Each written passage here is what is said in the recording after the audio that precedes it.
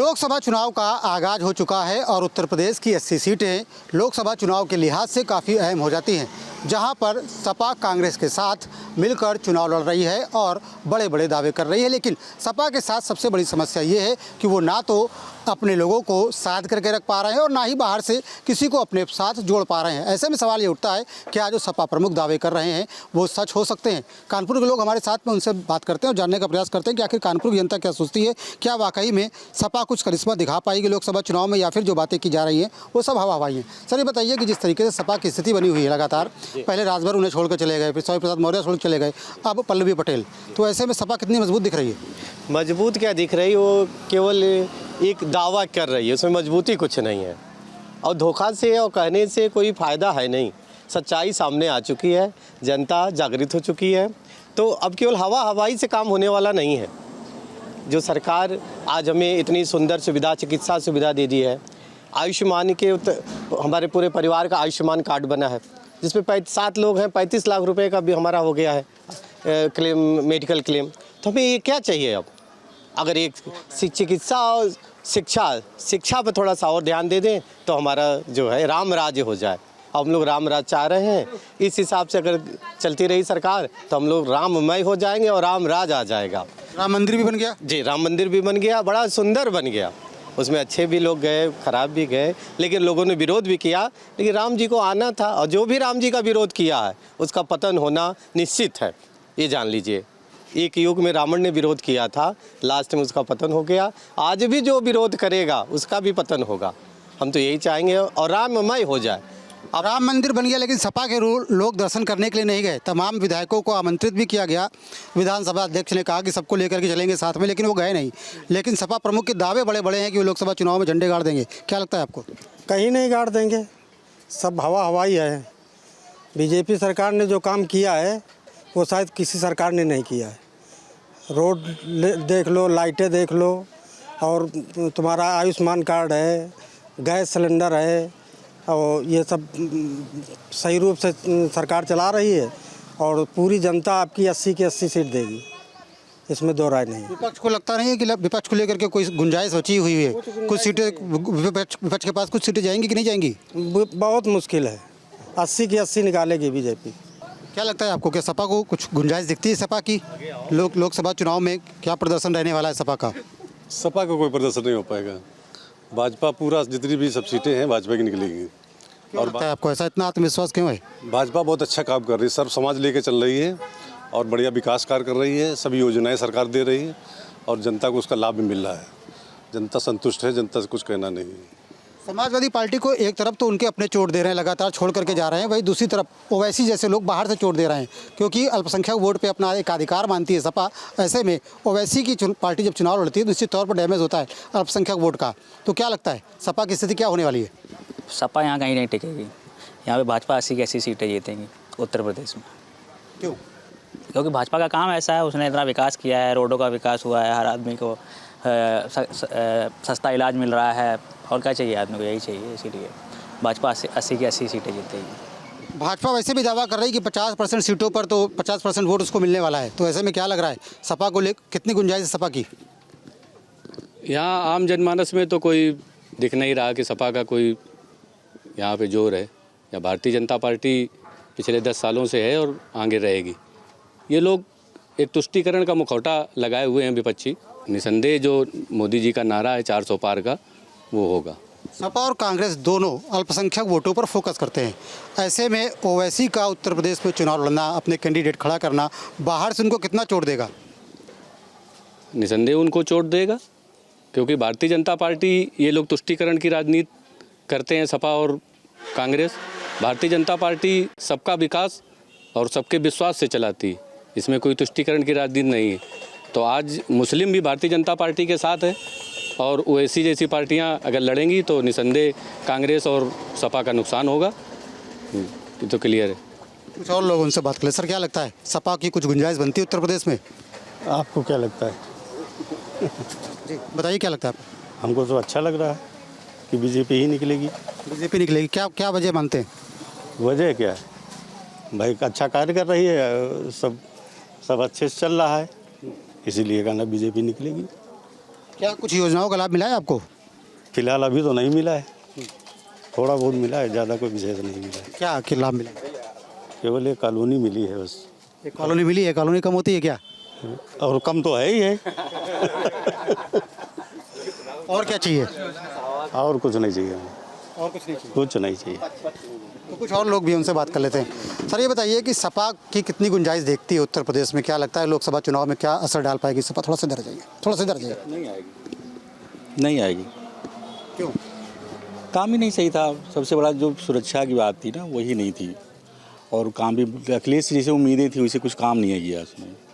उसके बाद जातिवाद और सारी चीज़ें ये। अखिलेश जी के जो साथी थे वो लगातार उनका साथ भी छोड़ करके जा रहे हैं। नहीं, जो मेन साथी जो थे आजम खान जैसे लोग, वही उनको ले डूबे। और अब जो लोग जा रहे हैं, हालांकि दूसरी पार्टियों को इन लोगों को लेना नहीं चाहिए, इन लोगों अलग कर देना चाहिए। लेकिन अब मौका पर सरकार भी लोग कहते हैं इस तरह से काम करती है, तो ठीक है। मतलब भाजपा को नहीं लेना चाहिए ऐसे लोगों को जो सपा छोड़ करके आ रही है? बिल्कुल नहीं लेना चाहिए, कभी नहीं लेना चाहिए। किसी पार्टी को नहीं लेना चाहिए। जो ये पार्टी दूसरी पार्टी में जाते हैं, ऐसे लोग नहीं लेना चाहिए, क्योंकि उनकी विचारधाराएँ अलग होती हैं। वो पहले से क्या सोचते हैं बात अलग की है, लेकिन वो जब एक समय आता है ना, वो दूसरी पार्टी की तरफ जाते हैं, वो गलत है। समाजवादी पार्टी और कांग्रेस मिल करके चुनाव लड़ रहे हैं, तो ऐसे में कुछ क्या फ़र्क पड़ेगा नहीं वोट बैंक पे? और वोट कम हो जाएगा इनका। तो सपा इसके पहले इलेक्शन में यही हुआ था, वोट कम हो गए थे, क्योंकि जो कांग्रेस के वोट हैं वो नहीं जाएंगे सपा की तरफ और विरोध करने लगेंगे। सपा वाले भी यही काम करेंगे, वो उनके अगेंस्ट चले जाएंगे। इसलिए उनकी सीटें जो एक दो उम्मीद हैं भी शायद वो न आएँ। ओवैसी की पार्टी भी अपने प्रत्याशी खड़ा करेगी उत्तर प्रदेश में, तो इसका भी फर्क पड़ेगा अल्पसंख्यक वोटों पे? कुछ उससे कोई फ़र्क नहीं पड़ता, क्योंकि वो जो उनकी एक अपनी वोट बैंक है, वो जो है वही वोट बैंक जो उनका वोट बैंक है वही सपा और कांग्रेस का भी है। नहीं, कांग्रेस का जहाँ तक नहीं है, लेकिन सपा के लिए है वो। लेकिन वो जो है उसके सब वो वोट बैंक उस तरफ जाता है कि जो भाजपा को हराए, उनका मोटो ही वही होता है। तो 200-500 वोट जो पर्सनल किसी कैंडिडेट के वोट होंगे वही उनको मिलेंगे, नहीं तो नहीं मिलेंगे, वो सपा की तरफ जाएंगे। सपा को फ़ायदा होगा? नहीं, फ़ायदा नुकसान ही होगा। 200-500 वोट अगर कट जाएंगे तो नुकसान ही है, उससे कोई फ़ायदा नहीं है सपा को। तो ये कानपुर के लोगों की राय है। कानपुर के लोगों का साफ तौर पर कहना ये है कि जिस तरीके से हालात बन रहे हैं और सपा के उनके साथी साथ छोड़ के जा रहे हैं और साथ ही साथ ओवैसी जैसे लोग बाहर से डेंट करने के लिए तैयार हैं, तो ऐसे में सपा की बहुत ज़्यादा गुंजाइश उत्तर प्रदेश में बनती नहीं है। दावे भले ही बड़े बड़े हों, लेकिन इन दावों का सच क्या होगा ये तो लोकसभा चुनाव के बाद ही पता चलेगा। लेकिन फिर भी लोगों का कहना यही है कि इन दावों में कोई दम नहीं है।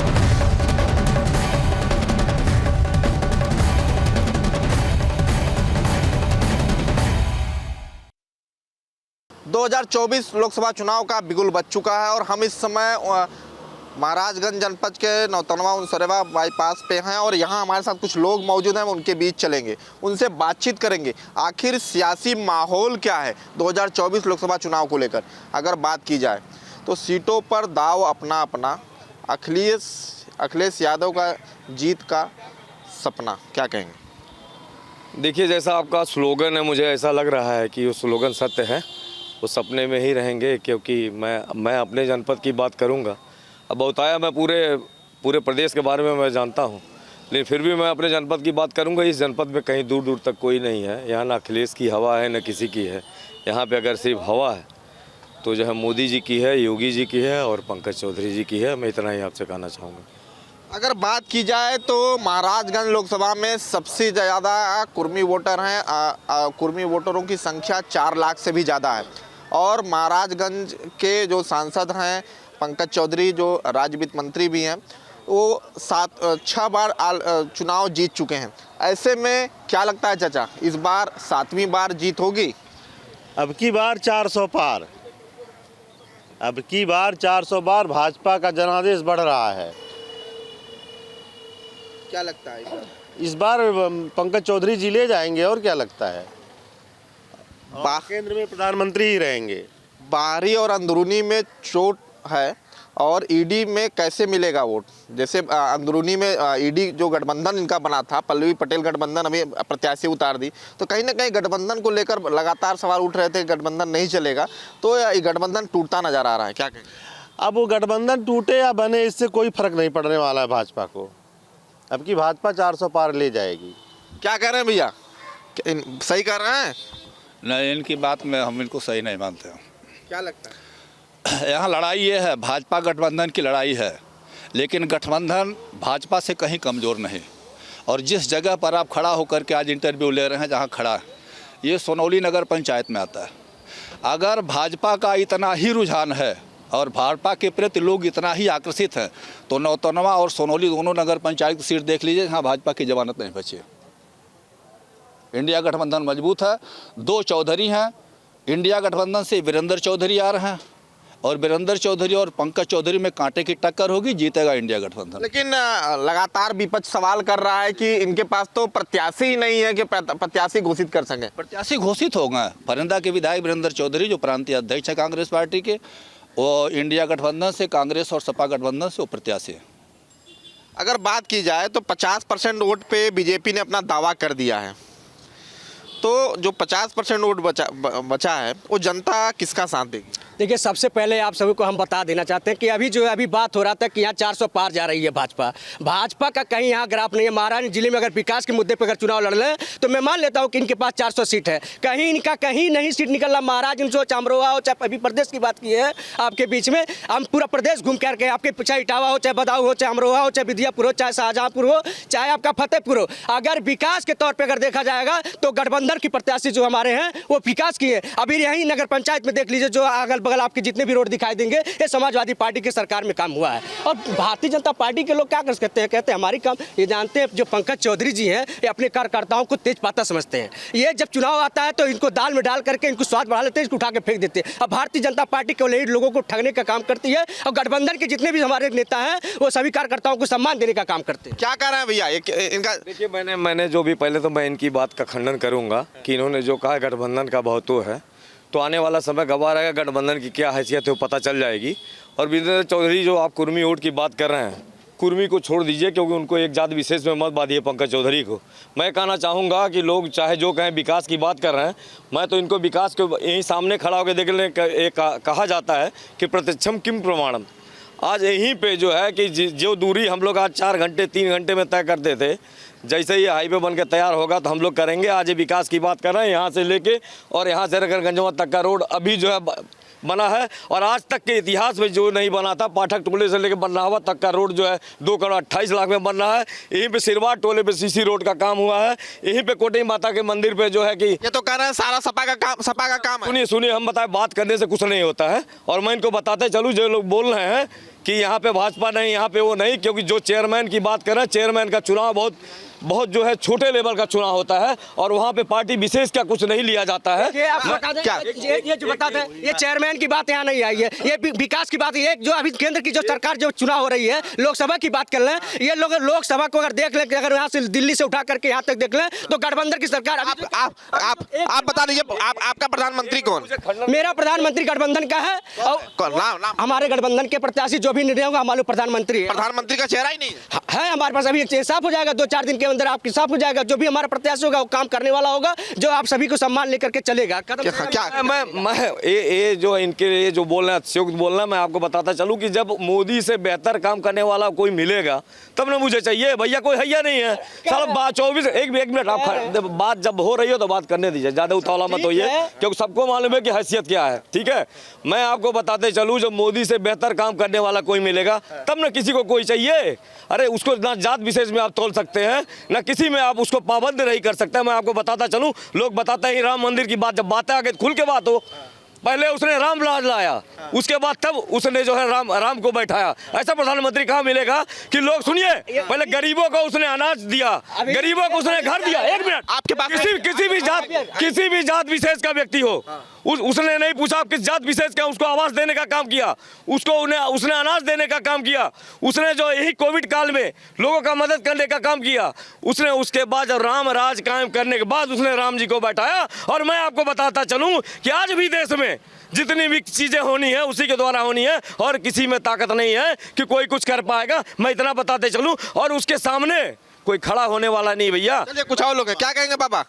विकास हुआ है महाराजगंज में? नहीं, महाराजगंज में विकास हुआ है, लेकिन जो ये भैया बता रहे हैं वो सच बता रहे हैं। नहीं, विकास हुआ, पहले से आपको बदला नजर आ रहा है कि नहीं? पहले से तो बदल गया जो काम किए हैं बता रहे हैं भैया, वही बात। सरकार की योजनाओं का लाभ मिल रहा है? सरकार की योजनाओं का से लाभ तो मिल रहा है। हाँ, भाजपा केवल यही काम कर रही है कि जैसे अभी शिक्षा पे देख लिया जाए, जो किताब कापी कलम है उस पर 18% टैक्स लगा दिया जाए, जीएसटी ले लिया जाए। ये बताइए कि ये विकास हो रहा है? आपका आरक्षण पे जो है डाका डाला जा रहा है, विकास हो रहा है? ये जो विद्यालय नौजवानों जो पढ़ लिख करके अपना पैसा भूख रहे हैं, उसके माँ बाप खेत बेच करके गल्ला बेच करके उसको पढ़ा रहे हैं, उसकी नौकरी जो है नहीं मिल रही है, लोग प्राइवेट संस्था को बेचा जा रहा है। ये भारतीय जनता पार्टी सरकार के चलिए भाई, ये कह रहे प्राइवेट संस्था बेची जाए। नहीं, मेरी बात पहले सुनिए। ये चिल्लाने से कोई बहुत बड़ा आदमी नहीं बनता। मैं आपको इसका भी खंडन करूंगा, मैं बताऊंगा, एक एक तथ्य का इनका खंडन करूंगा। इन्होंने कहा कि जो पढ़ाई भी, अरे भैया सबको फ्री पढ़ाया जा रहा है, सबको राशन दिया जा रहा है, सबको ड्रेस का पैसा दिया जा रहा है, और जिसके बच्चे उस लायक है जो अपना खुद का लगा के प्राइवेट में पढ़ाए, चाहे ले जाके यूके में पढ़ाए, उससे लेना। सरकार की नीयत और नीयत सही है, वो गरीबों के लिए काम कर रहा है, और जितनी जलन है बड़े लोगों को है, मैं आपको बताते चलूं। और मैं आज आपको बता दूं कि कोई भी जो सरकार का वो है जो यहाँ पे कह रहे हैं, अभी बात एक विधायक, पूर्व विधायक जी की आई और लोगों ने नाम लिया, इसलिए मैं बताना जरूरी समझता हूं।